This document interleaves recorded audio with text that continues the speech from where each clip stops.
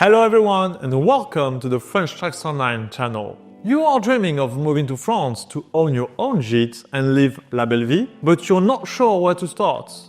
We are here to break down the key points you need to understand before taking the leap. Let's dive in.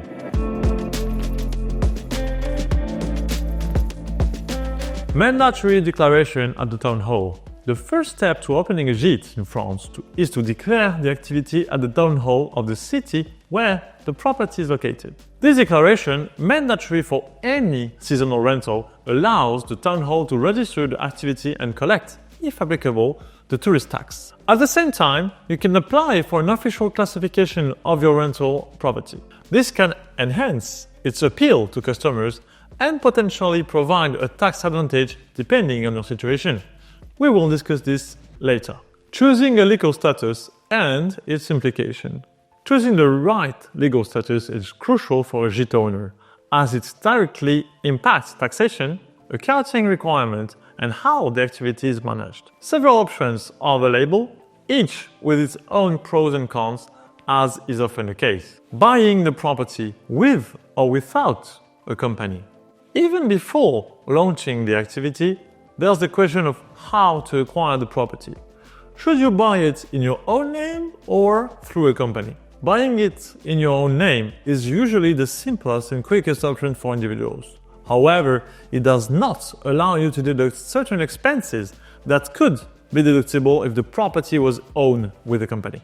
Purchasing via a company, on the other hand, can optimize certain tax aspects, but involves additional costs for creation and management, as well as heavier administrative and accounting obligations.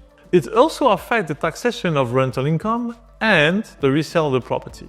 This is a decision that requires careful consideration in advance. The different status options.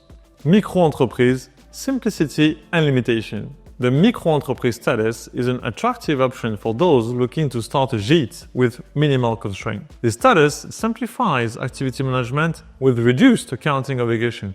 However, it has its limits. Turnover threshold. For gîte, the annual turnover threshold is 15,000 euros, while for guest houses and classified furnished rental, it is 77,000. Tax implication.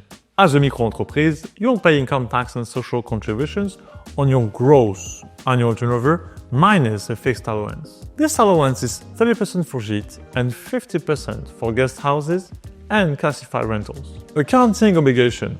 Micro-entreprises are not required to maintain formal accounts or submit annual financial statements, but you won't be able to deduct your expenses due to the fixed allowance.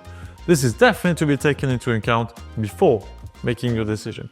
Sole proprietorship under the real regime. If your turnover exceeds the micro-entreprise threshold, or you want to deduct actual expenses, operating as a sole owner under the régime réel could be a good option. Tax implication. Taxation is based on actual profit, which allows you to deduct operating expenses. Actual profit means gross rental income minus all the costs directly related to the activity, such as insurance, taxes, property maintenance, marketing expenses, etc. Accounting obligation. Unlike the micro-entreprise status, you must maintain a full set of accounts and hiring an accountant would be necessary. Company under corporate tax regime, IS in French. Creating a company subject to corporate tax, such as an SARL or SCI under the city, can be an appealing option for those looking to manage their rental tax obligation differently. Unlike owning property personally, tax implication. Gîte income is taxed at the corporate tax rate, often more favorable than income tax for higher tax bracket. 15% up to 42k of profit and 25% above. Expenses are deductible, reducing the tax payable. Accounting obligation. The company must keep full account and file annual financial statements, which incurs additional costs, especially for accounting services.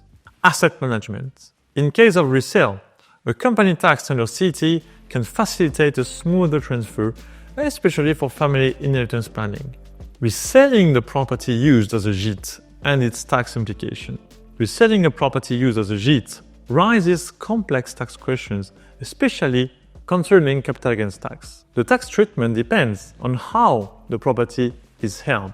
If the property is owned personally, if the property is also your main home, the exemption on capital gains would not apply to the portion used for the Gîte, which will be taxed at the applicable rates. If the property is not your main home, the capital gains tax for individual would apply unless the property is listed as an asset on your balance sheet, in which case the professional capital gains tax regime would apply. If the property is owned through a company taxed under a corporate tax, when the property is held by a company taxed under CT, the capital gain is calculated based on the property's net book value, that is to say, after accounting for depreciation and any remaining deficits. We have made a dedicated video on this topic if you'd like to learn more. As with anything in life, there is a difference between dreams and reality. Acquiring a gîte or a guest house can quickly turn into a nightmare if poorly planned. Buying a beautiful property is just the beginning. Structuring the legal and tax aspects correctly is essential before starting. Do not worry though, we are here to guide you through the exciting project and help ensure that your dream remains just a dream. Thank you very much for watching and see you soon on French Tax Online.